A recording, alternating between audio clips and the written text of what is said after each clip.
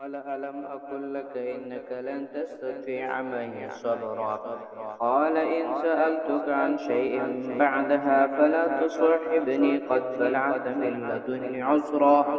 فانطلق حتى إذا أتيا أهل قرية استطعما أهلها فأبوا أن يضيفوهما فوجد فيها جدارا يريد أن ينقض فأقامه. قال لو شئت لاتخذت عليه أجرا. قال هذا فراق بيني وبينك سأنبئك بتأويل ما لم تستطع.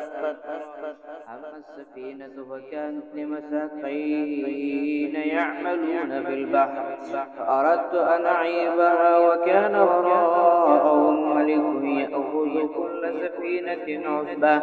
وأما الغلام فكان أبواه مؤمنين فخشينا أن يرهقهما طغيانا وكفرا فأردنا أن يبدلهما ربهما خيرا منه زكاة وأقرب رحما. الجدار فكان لغلامين يتيمين في المدينة وكان تحته كنز لهما وكان أبوهما صالحا